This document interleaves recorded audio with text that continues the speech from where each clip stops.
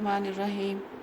अस्सलाम वालेकुम। Second year class, इस हफ्ते का पहला लेक्चर शुरू करते हैं। लास्ट लेक्चर में मैंने आपको अल्केन्स की नेमिंग का तरीका बताया था, जिसमें हमने IUPAC सिस्टम में जो रूल्स इस्तेमाल होते हैं अल्केन्स की नेमिंग के लिए उनको डिस्कस किया था, और काफ़ी सारे कंपाउंड्स की प्रैक्टिस भी की थी कि उनकी नेमिंग कैसे करनी है। तो थोड़ा सा इस बारे में कुछ डिस्कस करना जो है वो आपसे रह गया था, उसको आज कंप्लीट कर लेते हैं पहले, फिर हम अपना नेक्स्ट टॉपिक स्टार्ट करेंगे। तो अल्केन्स में आज मैंने आपको जस्ट होमवर्क ही देना है, जिसको आपने घर पे ट्राई करना है। ये देखें, first one is right the structure formulas of the following. इससे पहले हमने जो प्रैक्टिस की है उसमें मैंने स्ट्रक्चर्स लिखे हुए थे, आपने उनके नाम लिखना थे। अब यहाँ पे नाम दिए हुए हैं और आपने उनके स्ट्रक्चर्स लिखने हैं। ये दो नाम हैं, एक मैं आपको करके दिखाऊंगी, दूसरा आपने खुद ट्राई करना है। First one is 2,3 dimethyl butane. अब आप देखें ये नाम आपको क्या क्या बातें बता रहा है। First one butane, parent name chain का ब्यूटेन है। ब्यूटा हम उस चेन के लिए यूज़ करते हैं जिसमें 4 कार्बन हों, तो इसका मतलब है कि इस चेन में 4 कार्बन है लॉन्गेस्ट चेन में।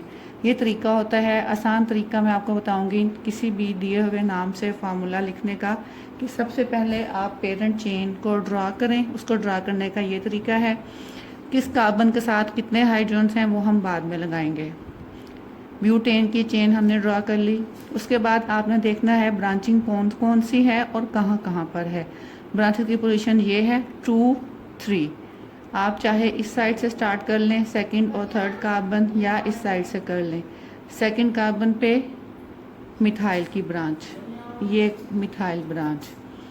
थर्ड कार्बन पे भी मिथाइल, क्योंकि डाई मिथाइल है इसका मतलब 2 मिथाइल लगे हुए हैं, तो ये थर्ड कार्बन पे भी मिथाइल की ब्रांच आ गई। ठीक है, और इसके बाद आपने, अब आपके पास ये 2,3 ड्राई मिथाइल ब्यूटेन का स्केलेटन बन गया है। अब सिर्फ बाकी क्या चीज़ रह गई है कि आपने इसमें कार्बन की वैलेंसीज पूरी करनी है, यानी कि हाइड्रोजन्स पुट करने हैं। तो हाइड्रोजन पुट करने का तरीका ये है कि आप हर कार्बन को देखें कि उस कार्बन में कितने बॉन्ड बन रहे हैं, जितने बॉन्ड बाकी हैं उतनी हाइड्रोजन्स आ जाएंगी। इस कार्बन का सिर्फ एक बॉन्ड बन रहा है, इसका मतलब इसके साथ 3 हाइड्रोजन और अटैच हैं। ये कार्बन 3 बॉन्ड ऑलरेडी बना रही है, इट मीन्स यहाँ पे सिर्फ एक हाइड्रोजन आ सकता है। ये वाली कार्बन भी 3 बॉन्ड बना रही है, तो यहाँ पे सिर्फ एक हाइड्रोजन आएगा। ये वाली कार्बन 1 बॉन्ड बना रही है, तो यहाँ पे 3 हाइड्रोजन आएंगे। तो ये आपका फार्मूला बन गया 2,3 डाईमिथाइल ब्यूटेन का। तो बिल्कुल इसी तरीके से आपने 2,2,4 ट्राईमिथाइल पेंटेन का फार्मूला लिखना है और मुझे दिखाना भी है।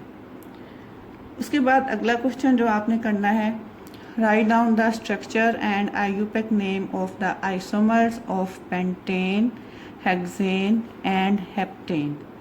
अब मैंने आपको आइसोमर्स के बारे में पिछले लेक्चर में बताया था, उम्मीद है आपको याद होगा। अगर अभी भी कोई कन्फ्यूजन है तो आप दोबारा वो लेक्चर ओपन करके, लिंक ओपन करके वहाँ से देख सकते हैं, बल्कि आपने अपने नोट्स साथ साथ बनाए होंगे, अपने नोट्स कंसल्ट करें। मैं यहाँ पे आपको एक दफ़ा फिर बता रही हूँ कि जो चीज़ें मैं आपको नोमेनक्लेचर के हवाले से पढ़ा रही हूँ, ये वो चीज़ें हैं जिनकी प्रैक्टिस के लिए ज़्यादा एग्जांपल्स आपको बुक में नहीं मिलेंगी। बुक में रूल्स तो दिए गए हैं, लेकिन प्रैक्टिस के लिए हर क्लास ऑफ कंपाउंड की 5, 6, 7 एग्जांपल्स हैं। तो यहाँ पे शुरू में ख़ास तौर पे मैं आपको बहुत ज़्यादा एग्जांपल्स दे रही हूँ ताकि आपकी प्रैक्टिस अच्छी तरह से हो जाए। तो अपने नोट्स जो हैं वो आप हर हाल में साथ तैयार करें। ये नोट्स मैंने आपके चेक करने हैं जब हमारे कॉलेजेस इंशाल्लाह ओपन होंगे। तो आपने आइसोमर्स लिखने हैं पेंटेन, हेक्सेन और हेप्टेन के। मैंने पेंटेन के आइसोमर्स यहाँ लिख दिए हैं। देखिए उसका तरीका क्या है पेंटेन के आइसोमर्स बनाने का। पहले आप स्ट्रेट चेन बना लें। पेंटा का मतलब इसमें 5 कार्बन होंगे, तो पहले आप 5 कार्बन की स्ट्रेट चेन बना लें। जहाँ जहाँ पे जितने हाइड्रोजन लगने हैं वो हाइड्रोजन लगा लें, तो ये आपका एन पेंटेन बन जाएगा।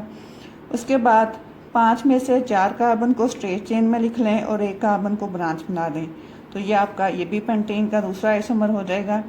उसके बाद 5 में से 3 कार्बन की स्ट्रेट चेन बना लें और 2 की ब्रांच बना लें, तो ये आपका तीसरा आइसोमर हो जाएगा। पेंटेन के केस में ये 3 आइसोमर्स ही पॉसिबल हैं, एन पेंटेन, 2 मिथाइल ब्यूटेन, या इसको हम आइसोब्यूटेन भी कहते हैं, 2,2 डाइमिथाइल प्रोपेन या इसका दूसरा नाम नियोपेंटेन है। अच्छा, अब देखेंगे कि जब हम आगे आगे पढ़ेंगे नोमेनक्लेचर तो बहुत सारे कंपाउंड्स के मैंने दो दो नाम लिखे होंगे, एक नाम ब्रैकेट में होगा और एक वैसे ही। तो आप हमेशा याद रखें जो नाम ब्रैकेट में दिया गया है that is called as common name, it is called as common name, और जो ब्रैकेट से बाहर है it will be called as IUPAC name. तो एग्ज़ाम में हमेशा आईयूपैक नेम पूछा जाता है, लेकिन बहुत सारे कंपाउंड्स के कॉमन नेम मैंने साथ इसलिए लिखे हुए हैं क्योंकि किताबों में उनके आईयूपैक नेम कम इस्तेमाल होते हैं और कॉमन नेम ज़्यादा यूज़ होते हैं। तो ऐसे कंपाउंड्स के कॉमन नेम का भी आपको पता होना चाहिए, तो इसलिए आपने ये ब्रैकेट वाले कंपाउंड्स के नाम को जो हैं इनको भी नेगलेक्ट नहीं करना है। 2,2 dimethyl propane is called as neopentane commonly. तो इसी तरीके से आपने आइसोमर्स बनाने हैं हेक्सेन के और हेप्टेन के। मैंने आपको हिंट दे दिया है ताकि आप ज़रा बार बार ट्राई करके देखें। हेक्सेन के 5 पॉसिबल आइसोमर्स बनेंगे और हेप्टेन के 7 पॉसिबल आइसोमर्स बनेंगे। मेरा ख्याल है कि अब आप लोग इस काबिल हो गए होंगे कि आप ये सारे आइसोमर्स जो हैं वो ड्रा कर सकें। आपने ना सिर्फ ये आइसोमर्स के स्ट्रक्चर ड्रा करने हैं बल्कि उनमें से हर स्ट्रक्चर की आपने आईयूपैक नेमिंग भी करनी है, ठीक है। जितने भी स्ट्रक्चर आप ड्रा करेंगे, 5 स्ट्रक्चर हेक्सेन के, 7 स्ट्रक्चर हेप्टेन के, आपने इनकी आईयूपैक नेमिंग भी साथ साथ करनी है। ओके, नेक्स्ट लेक्चर में इंशाल्लाह हम लोग डिस्कस करेंगे अपनी नेक्स्ट क्लास ऑफ कंपाउंड जो कि है अल्कीन। उस वक्त तक के लिए खुदा।